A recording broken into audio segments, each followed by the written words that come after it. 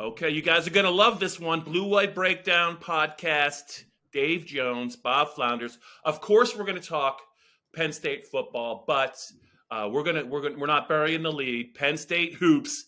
Those Jekyll and Hyde Nittany Lions last night at Northwestern with a dramatic win in overtime on a three. I think from a fairly unlikely source. Dave, you were there. You just you weren't there. You watched the game. You just put something up on PennLive. It's Thursday around lunchtime. I'll tee you up. So where are you with this team? I don't know, man. I mean, I got to give Mark Brennan credit, our good friend, our old friend from Fight on State. He predicted that they would win this game, and then, well, I shouldn't out him because it was don't out him. I won't out the whole thing because he might not like it, but it doesn't end well for Penn State because it never ends well for Penn State, right? Just when this is what they do. Yeah. Just when you think they're dead, they're only mostly dead, and they fish you back in, get everyone encouraged, and then they have a pratfall at home. The last game of the regular season is against Maryland. You know what happened Sunday night against Rutgers, an absolute collapse, a gag job, up 19 with 17 minutes to go, and had one field goal in 13 minutes. Lost a heartbreak. I mean, I was up there next to Dane O'Neill, and we're just open mouth. She came in to do ostensibly a feature on Jalen Pickett, their star, and it was such a incredibly depressing. It was awful. I mean, I've covered this. Well, like 1 for 75 from three, right? Well, Seth Lundy was 0 for 11. Andrew Funk was 1 for 6, I believe. I think that together they were 1 for 17 from three. They're two best three-point shooters, two of the very best three-point shooters. The two most prolific three-point shooters in the Big Ten did that. Yeah. And it's not like they didn't get some open looks. They did. So it was just everyone's written them off. Yeah. I knowing who they are, I did not completely write them off. And I called up Dana and Dick O'Neill, who were driving back afterward, where we were all driving back. And I said, it would be just like these guys to go into Northwestern, and Northwestern's vulnerable and win. And, of course, that's what they did. After playing a first half in Chicago that might have been worse than the second half against Rutgers. So they had back-to-back just abysmal halves. Mm-hmm. They could easily have been down 15 or 18 in the first half at Northwestern, but Northwestern didn't play any much better. And it was 17-7 at one point midway in the first half. Chris Collins afterwards said, I felt like we left a lot of points on the floor. It could have been more like 25-7. And they stayed breathing. And they did something they just haven't done all year, the Lions. They won ugly. Usually they have to be playing their beautiful basketball, which when they get the threes going and start buzzing around the perimeter and zipping the ball around, it's beautiful, man. It's like the Glory Days Warriors. But when they can't hit shots, it grinds to a halt. They play too much bully ball with Jalen Pickett, and it gets really ugly. And they've not been able to win that way. They won this game ugly. It was not. It was an unsightly game. Almost, it was better, much better in the second half, but still, they won a tight game where regulation ended 61-61. I went back and looked, not counting a non-conference game against, I can't remember even who it was, 60-46, an awful holiday game against some bad non-conference team. They had not won a game where they scored fewer than 64 points in regulation. So this was a first. They win it. You mentioned Cameron Winter, who was pretty much AWOL for much of the Big Ten season, kind of got called out indirectly by Micah Shrewsbury, who said, he's a senior from Drexel, a transfer, and Shrewsbury said a couple of weeks ago, if my seniors are going to be playing like freshmen, I might as well play the freshman. And right. I like it. Clary got a lot of his minutes, and I don't know if that woke him up. That's to be determined. But, man, the last 4 games, he's averaging 18 points. He has made 13 of 17 three-pointers, including the big shot with less than a second to go last night from the corner. Right. And it was an astounding win for a Penn State team that doesn't win ugly. I love tough love, Dave. It sounds like that's what Micah gave to some of his older players, and they're responding. So they play noon at home, Maryland, Sunday, correct? Is that right? Correct. Yeah. Without getting too much into that game, is this? I know I feel like I've asked you this question like 4 or 5 times because I thought it was true at the time. Is this basically an elimination game for Penn State? Like all of them are. I mean, they're out of. If they win this game, though, Dave, they still have hope. But if they lose this game, isn't it completely over? Well, the math just doesn't work. Yeah. They're pretty much in the tournament right now. It's win or go home, I think, from now on. Yeah. Essentially for the next Big Ten tournament. next 2 games anyway. I think if they beat Maryland, who is not a good road team, has played completely differently on the road than they have at home, just got done playing an ugly loss last night in Columbus to a not very good Ohio State team. They lost by double digits in Columbus. They are, I believe, 1-8 on the road this year, Maryland is. So it's doable, but this is kind of the kind of game where Penn State gets fans' hopes up, and you don't know what to. Yet it's senior day, which is always an emotional tumult. You know, there have been other senior day disasters. I texted Joe Crispin on the way back from the Rutgers game and said, "What did that remind you of?" And he immediately knew what I was talking about because on his senior day in 2001 against Ohio State, they blew a 50-30 halftime lead, and he kept shooting just like Lundy did, kept shooting and shot him out of it. Jazzy Klein-Hurd was yelling at him. They had a near fist fight in the locker room afterward, and that made him 7-9 in the Big Ten at the end of the season. That was their final regular season game. They went to Chicago for the Big Ten tournament, having to win once, maybe twice, to make it in the NCAAs. That team had a much better non-conference resume than this one. They had a 24 RPI at the end of the season. They had a win at Rupp Arena over the Tayshaun Prince, Keith Bogan's team, who ended up as a 2 seed, Kentucky. They had a win over another future 2 seed, Illinois. This team doesn't have that. They don't have any bad losses, but they don't have like any astounding wins like that. So they need to pile up more wins. I think they need at least 2, the one at Maryland, and God knows who they're going to play. They look like they're in that Thursday bracket right now, but if Wisconsin manages to upset Purdue tonight, then they are headed for maybe a tie with Penn State, even at 10-10, and they could fall back into the Wednesday group. They don't want to be there because that win does them no good. They want to play Thursday in the 7-10 game, and that's against God knows who, because the middle of the pack is so convoluted. It could be any of like 4 or 5 teams. All right. Okay. Exciting time to be a Big Ten basketball fan. It sounds like it's been a bang up year for the men's basketball Big Ten conference. But who knows? Good luck to Penn State. Hopefully, Mike Kern. Who knows? You tell me.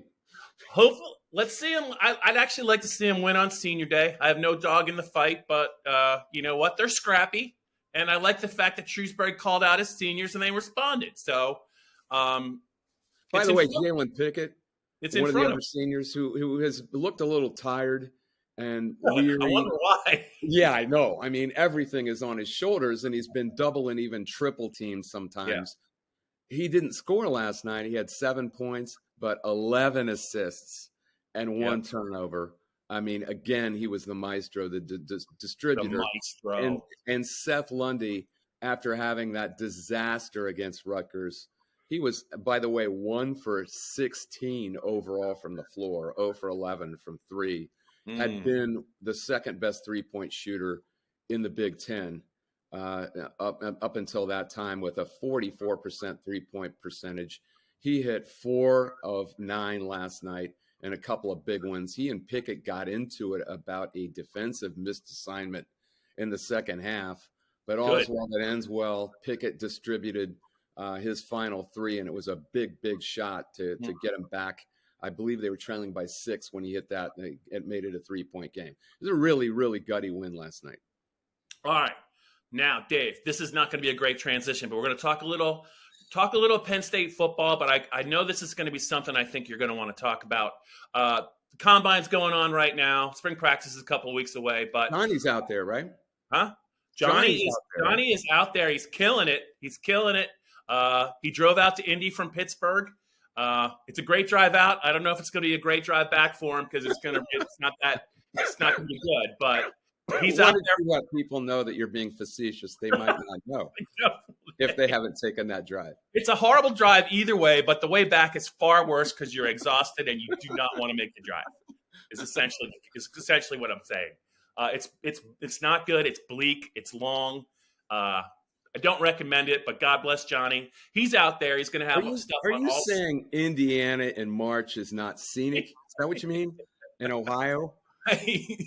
There's 7 Combine guys for Penn State out there. He's going to be all over it. I'll be watching. Dave. I heard that P.J. Mustafer liked his coaching in one of them all-star games that he got from the Patriots staff. Did you hear that? Yeah, he would be a Patriots type. Bill likes his defensive tackles blocky and good against the run, smart. He had Vince Wilfork there. Vince is bigger than PJ, but PJ was a killer against the run. I was going to say Will Levis is throwing on Saturday, Dave, if you want to carve out a little time out of your schedule to see former Penn State quarterback Will Levis throw. You probably don't, but I was just going to let you know that's when he's going to throw. Wait a minute. Is this a game? Or what is it? Yeah, it's like he's going to throw for the scouts. We're watching practice. You're talking about practice. That's right. What we're watching? Okay. That's right. I think Bryce Young is going to check in. So they're going to weigh and measure. Or they're going to measure. Oh. I think Bryce Young's going to. I'm going to say 5'7", 151. We're weighing and measuring. That's exciting. Oh yeah. Who watches this stuff? Honestly, who watches this stuff? I'm with Ernie Accorsi.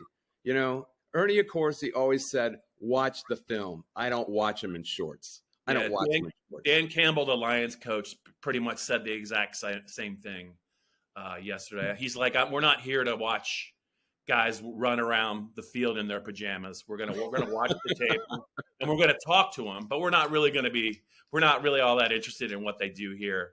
You know, it's really like an Olympic combine. So what I wanted to say though, Dave, is I was interested in what you wrote last week about your conversation with Matt McGloin, the quarterback on the 2012 team. He's kind of in the industry now. He has a podcast. I think he still does some sideline work on Penn State radio, or at least he did. So he's definitely plugged in. Matt is. I think he's a terrific analyst in a lot of different ways. I mean, he has things to say. Says them. He's done a couple of Big Ten Network games. Says them and gets out of the way. You know, he doesn't hem and haw. He doesn't just fill the air with. He's no Brock Heward. Is that what I'm trying to say? He's no Jesse Broth. I like Broth better. There's nothing to him. He's Broth. You know what? We might as well say what we think about these guys who just talk to hear themselves talk. It seems like they're just trying to fill air. That's all they're doing. Yeah, and it is hot air. It is hot air. I love, one of my favorite things about Matt McGloin is he literally talked himself out. I think it was the first iteration of the XFL. I think at halftime he was a quarterback on one of the teams and he trashed the offensive game plan live. And like I don't think he ever played for that team again. So well, you know, Micah Shrewsbury, that's tough love. What Matt McGloin will do is like it's way worse than tough love. That's scorched earth. Yeah, but I think maybe at that point he didn't care anymore. He had made his mark. There are not many Penn State players who I think are both beloved with the fans and the writers as much as Matt McGloin was. Yeah. I mean, he said what he thought no matter what.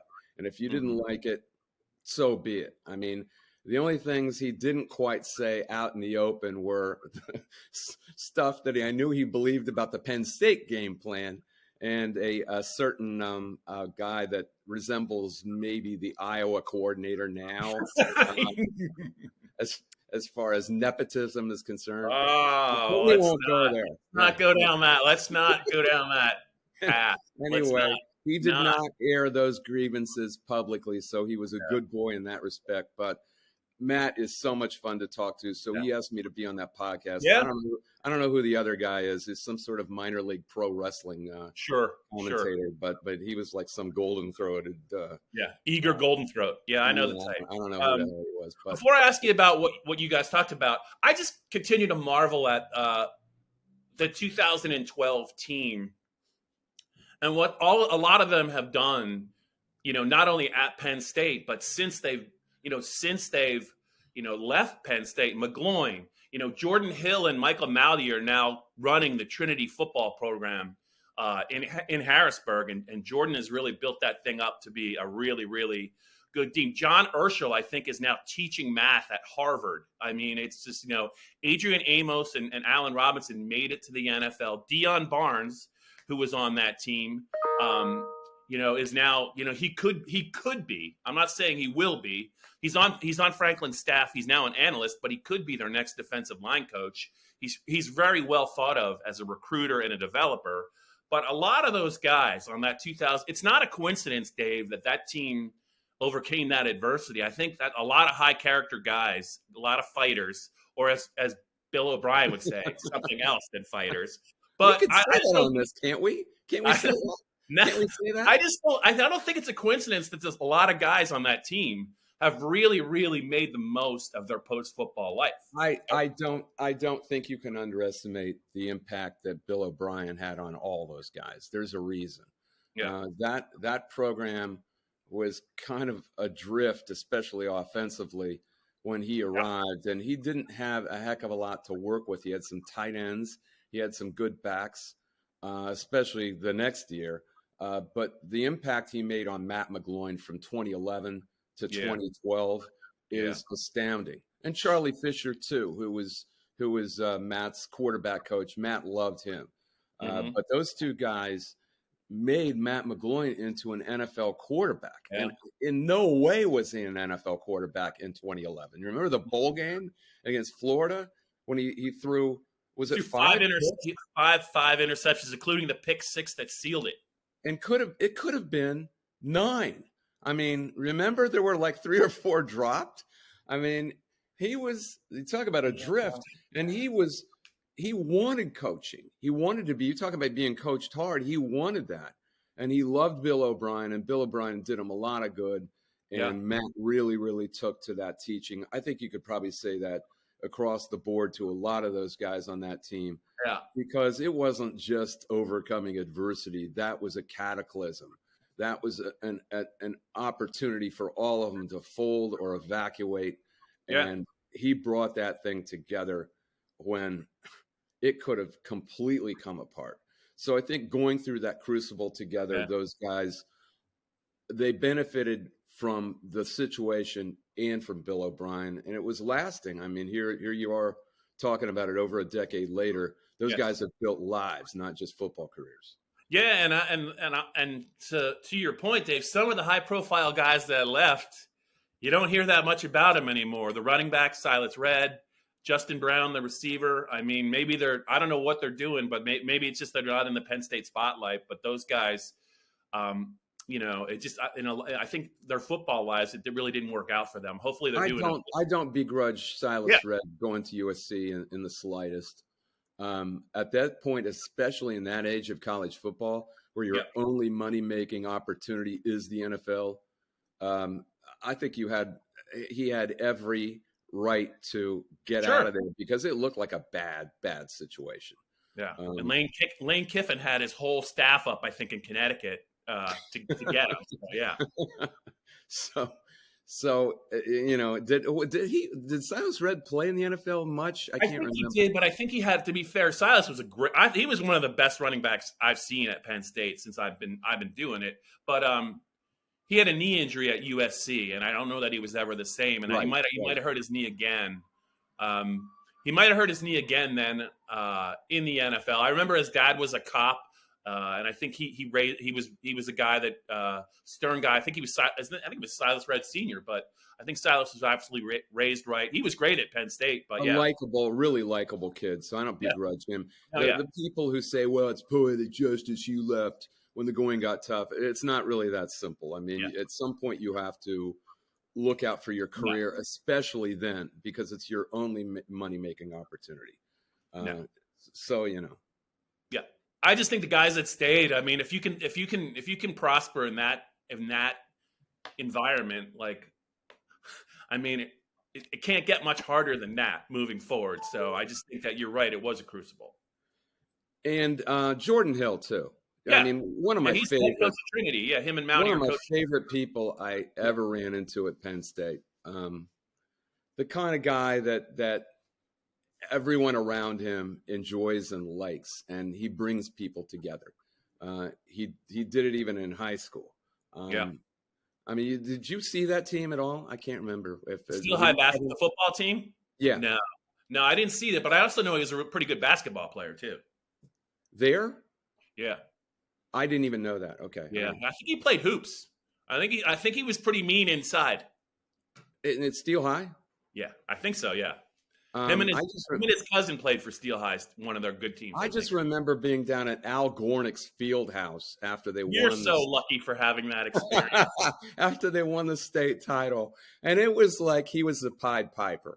And he came in there a couple hours after the game. And it's a unique place. Steelton is such a unique community where it's not just – you barely notice it's racially diverse because people just really don't even see that. They're just Steelton people, and they love each other and love what they appreciate each other.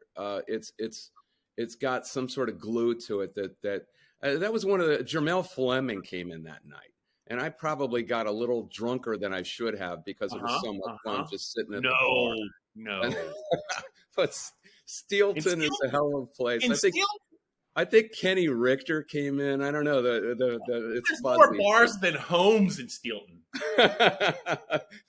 Is Al Gornick's Fieldhouse? That's gone, right? I think it is. I'm pretty sure it is. Yeah, we were there when the OJ chase began, seeing the Full Effect Band in 1992, which was one of our favorite bands. And we're dancing in this to the Full Effect was like a big brassy kind of a. They were like I don't know, a lot of horns and fun and danceable stuff. And, like Earth, Wind and Fire. Yeah, probably like who's that Oakland band that does So Very Hard to Go? I don't know. No, you're not talking about the Gap Band, are you? No. I'm sorry. This band I'm thinking of actually played at the Rose Bowl in 1974, which is I wish I could remember because I remember Kurt Gowdy going. I can't remember the name of the band. Aldi Regattas. Anyway, it was a great night, fun night, and then I looked over. There was this little TV up in the corner. I'm seeing these police cars chasing like a white Bronco, and I'm like, "What is this? What is this?" And it ruined the night because within 15 minutes, there was a super up that said O.J. Simpson, and on the run, and everyone quit dancing and started looking at the TV. It was the strangest thing. It was really remarkable. I think that was 93, not 92, but I get it. I get you. It was 93? Okay. Yeah. Hey, just real quick to circle back here to old Matt McGloin. I read your post, and I know, and you put I think you put the link to the video podcast at the bottom of your post, but you guys kind of talked about the schedule. I'm not asking you about the schedule, but just maybe highlight some of the concerns maybe Matt had maybe about 2023, just generally before, in the preseason. What stood out to you? Concerns and strengths and that stuff. Yeah. Did you look at the schedule? I did look at the schedule. I just thought of the band. I'm sorry. Go ahead. If you can imagine Kurt Gowdy going, that's Tower of Power. Yeah, I don't think they ever played in Wyoming, and I think that's where They played at the Rose Bowl. They played at the 74 Rose Bowl at halftime. I mean, if you can imagine that. Anyway, it's a very unusual schedule in that they have a nice, easy road into Ohio State and Michigan. Matt is worried, and I think rightly so, about the beginning because you got to go into Illinois and the refurbished Bielema machine. Bielema. And then come home, huh? Bielema. No, stop that. You're mispronouncing it on purpose. I don't know why you have to do that. And then they come home. They have to play Iowa. Is that it at home? I'm trying to remember. Iowa, and there's a Northwestern game in there somewhere too. But I don't think Northwestern's really what you guys are worried about. No, I think it's worried about Iowa and Illinois back to back. Is that it? Yeah. At Illinois and then Iowa. That's the game. Those are the games he's worried about because it's the Big Ten opener and then the second game with two very physical football teams. Yeah. And maybe a real couple of tractor pulls that you wonder if the freshman quarterback will be up for that and ready for that because it's going to be a mix master at scrimmage. Penn State has to win up front in both of those games, especially the Iowa game. It's going to be tough. So that might be the toughest juncture in late September. Yeah, I'm excited to see Manny Diaz versus Brian Ferentz. I don't know about you. That should be pretty good. See, you're mispronouncing again. It's Ferentz, and you're doing this. You're doing this on purpose. Yeah. It's still going to be a great battle of wits. I can imagine Brian Ferentz going, it's Ferentz. It's Ferentz. After you say, Coach Ferentz in a question. He probably calls him Doug Lamorisis. So there. It's probably checkmate. Well, see, Matt we disagreed on this. And I don't know where you weigh in here, but Matt is convinced that the addition of Cade McNamara at Iowa instead of Spencer Petras or Alex Padilla at quarterback. How do you say those names with a straight face? I don't pile on college players, Bob. I don't know about you. What if they're 26 years old, Dave? Maybe that's your style, but not mine. What if they're 26 years old? Are they really college players? He is convinced that Cade McNamara, who is a very accomplished quarterback at Michigan, will transform that offense. I am not so sure. And not only that, but Eric All, the tight end from Michigan, a very good tight end coming in there. Iowa's a tight end kind of school, kind of program. Yeah. He's convinced that will be a substantial difference. What do you think? First blush, I just think Penn State's talent. I know everyone's going to be watching Drew early in the year, assuming he's healthy. Yeah, but irrespective of that, I just think that Penn State's talent base, man. Defensively, they're just much more athletic, I think, than Iowa, and I don't. If it was out there, I'd probably be a little bit more concerned about it. But it's at State College this year, isn't it? Correct. But does Cade McNamara make a difference in that offense? I can't, Dave. I can't unsee that semifinal. I can't unsee that semifinal. I don't know. I tend to agree with you. He didn't really have to. I'll say this. He played okay in 2021 at Beaver Stadium, but that game was really won by Michigan's defense and running game. And then even in the fall when Michigan hammered him, Cade McNamara did not play well. He threw that pick six to Curtis Jacobs, and he should have had another pick six. It was really the run game. I don't know. I just think that if I'm a defensive coordinator, I'm very happy daring Cade McNamara to beat me with his arm. I really am. And I just think I think he's a real good complementary quarterback, but I don't know that I would call him maybe would I look at him. I don't know that he's an all Big Ten caliber quarterback. And I'm not talking first team, but I don't even know if I'd call him third team. I just think that he is an above average game manager. Yeah, that's the way I look at him. So we agree, and maybe Matt's been right about a lot of things. Let me tell you, he was right he was right about something that very few people predicted, which was the Michigan State uprising in 2021. I talked to him before the season, and he said, I think Michigan State's going to be really, really good. I went, what? Are you kidding? What do you? And there they were. I mean, they beat Michigan. They were on fire until the final couple of weeks, and they stumbled a little bit there. But Mel Tucker had them really, really ready to play and put together. See, Matt noticed all the super seniors he put together. It was kind of like what Bielema did. Yeah. And so he was right about that. We'll see if he's right about this. The thing about this Illinois-Iowa scenario that I'm not as worried about as Matt is that I don't think Illinois is going to be as good. They've lost. They're going to have a brand new quarterback. You can Tommy DeVito. You can disparage Tommy DeVito, but he's going to be gone. They're bringing in another kid, a transfer, I believe, from Ole Miss.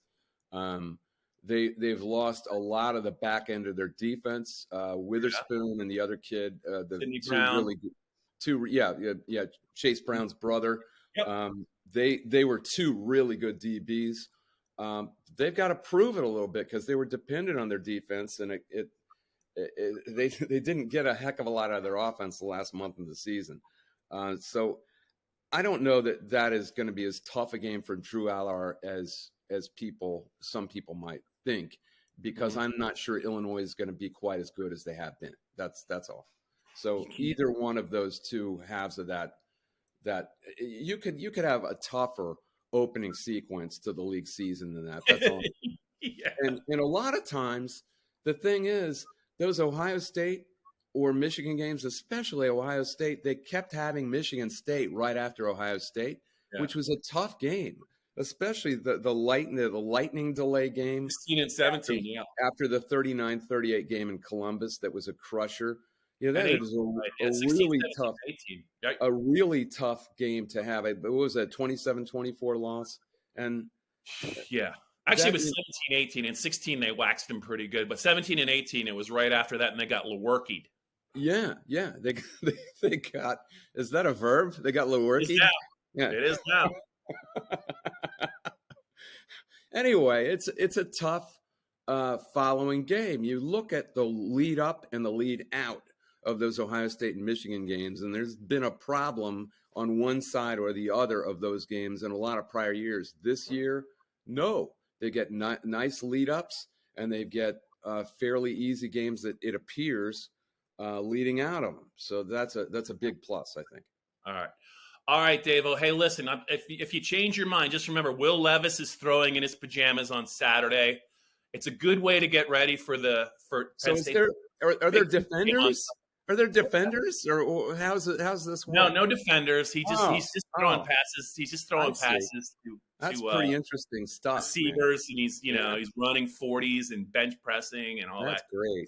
Is he answering questions? Do we get to watch him answer questions? All of them meet the press. All of them have to face the music. So great stuff. All right. We will be back next week as we get closer to the start of spring practice. Dave Jones's favorite time of year. That's it for this episode of the Blue White Breakdown.